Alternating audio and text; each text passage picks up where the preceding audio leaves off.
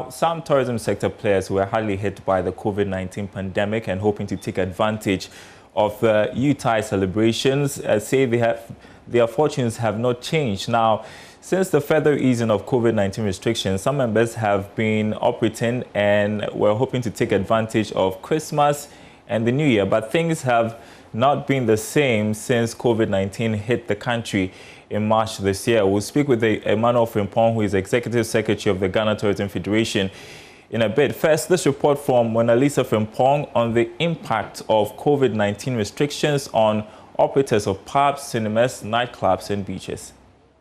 Drinking bars and pubs have been identified as hotspots for COVID-19 transmission. The closure of these facilities have, however, adversely affected the alcoholic beverage manufacturing, distribution and retail industry. Jocelyn Rekon, a bar attendant at Asokwa in Kumasi, has quite a number of liquors in stock. She fears her products will expire. Yakofa Christmas near my baby Guma was a yetimiton. Yes, Kaka celebrating so bit me a Christmas news. Now, so near money be so crowd and now almost party daytime. I so wait me I see.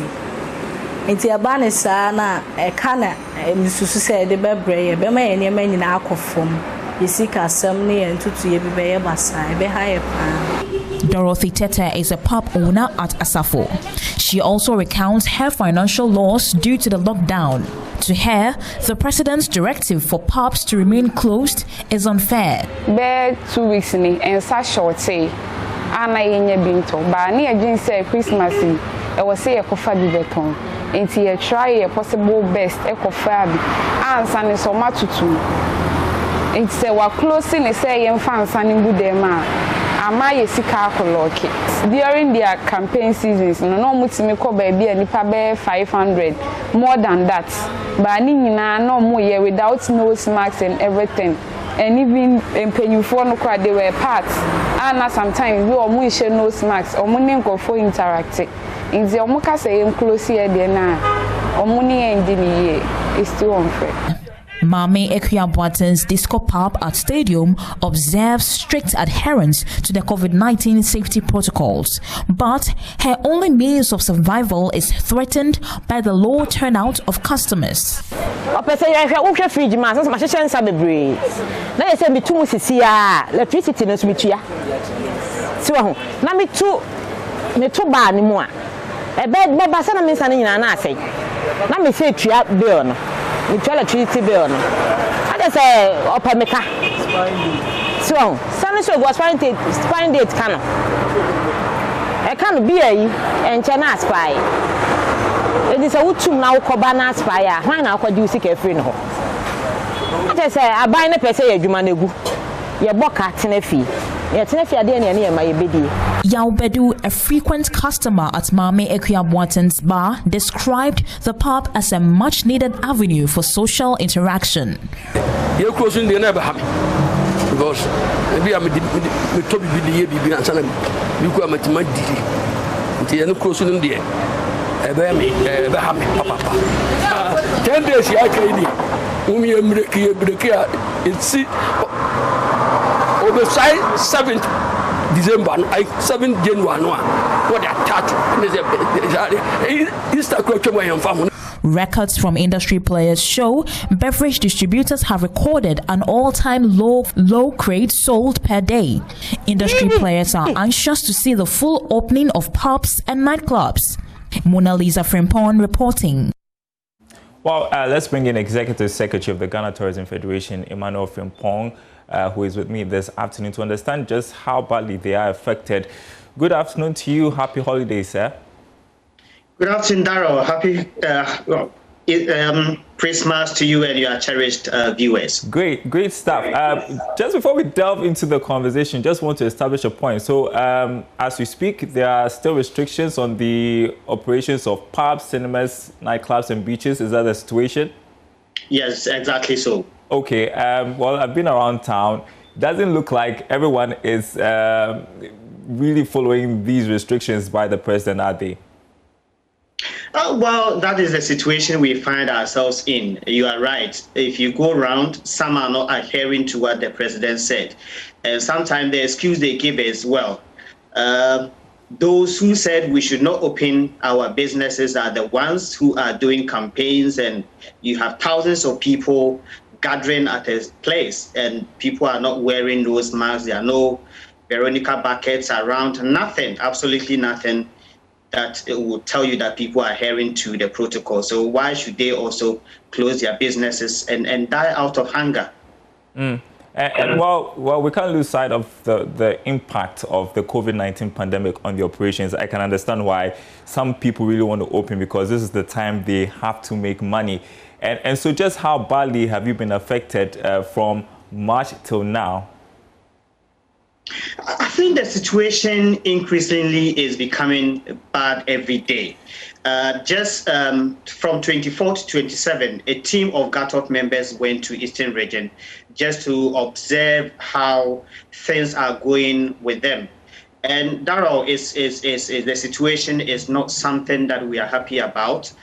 You go to the hotels, you go to restaurants, you go to places where in the past you see business going on. You go to these places and some of the hotels, just one or two people in the hotel. And it's something we really need to look at and see how best we can help. Businesses are down. These festivities, people are not seeing what they used to see as far as business is concerned. So our members are indeed struggling. Okay, and I know towards the end of the year, there was discussion about some sort of support for tourism sector players. How have we advanced? We haven't advanced anywhere. We've been asking for support. The last media release that we did was about the PCR test or the antigen test at the Kotoka International Airport, the $150, which a lot of people have cancelled their trip because of that. And I'm a witness to that. I had a family that were coming, a family of 4.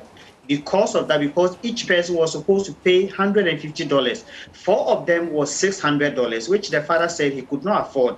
And there are several other people who have cancelled their trip, who plan to come in December. But because of this $150, most of them had to cancel their trip. And we've been crying out to the government to look at how best, at least if for nothing, for this December, if it could be halved, then people could come and visit, but that could not be done.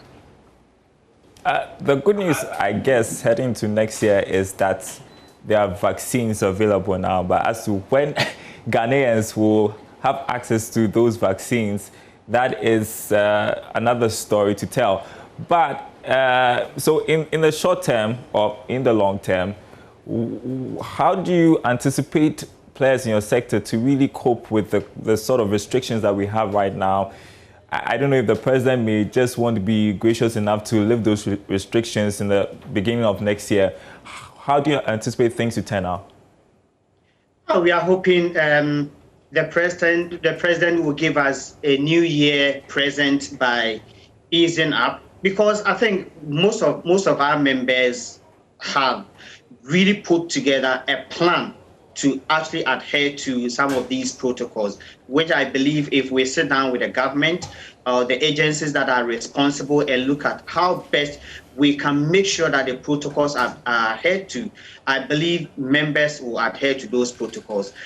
If that is not done, it is going to be extremely difficult. Not forgetting the vaccines probably might not be available to us until the second quarter of the year. So we are looking at how best we can put some measures together and see businesses that are existing at this point in time will not go down. Just last week, we had a conversation with ATA president in Ashanti region, and he was telling us that about 29 members of his association have planned to close down first quarter 2021. Wow. 20 now already. 3 have closed down. 20 now more will close down. And that is just tour operation. So if you are looking at the car rentals, we are looking at hotels, we are looking at restaurants, you are looking at all the other members, then it is serious. We are still putting together data of how many businesses have gone down in our sector. Kindly share that data with me when it's ready. We'd like to see what the situation really is like on the ground. And I'm just a bit surprised, though, that the funding that was expected during the period that you were suffering has not come through. So are there any timelines? Is anybody saying anything about when they're going to make available those monies? Well, we actually don't even know what is really happening. In fact, there were two funding that were supposed to come and support the sector. One was the one that NBSSI administered. As to date, we don't know how many of our members received, because if you look at the members who are actually telling us they received something, just about 8 to 10%. And if you look at the amount that they received, some receiving, a hotel receiving 3,000 cedis, a hotel that has employee of about 15 is giving 3,000 cedis, some 7,000, some as low as 700 cedis. And the other support that we're looking forward to was the one that through the World Bank to the Ministry of Tourism, Arts and Culture. At the moment, it is on hold because the requirements are such that a small percentage of our members will be able to access that fund. So they are going back to look at how best they can work around it so that a lot more members can benefit from that fund. So apart from these two funds, the government, the Minister of Finance talked about support for the sector. We haven't been contacted. We don't know when, we don't know how, and we don't know even what to do to even access those funds. So we hear a lot of support, but really we haven't received much support that can really impact our sector. You know what? I'm keeping my fingers crossed for you guys, hoping for the best as we enter into 2021. Thanks so much for speaking with us this afternoon. Thank you too for having us. Great. Emmanuel Frimpong, he is Executive Secretary of the Ghana Tourism Federation.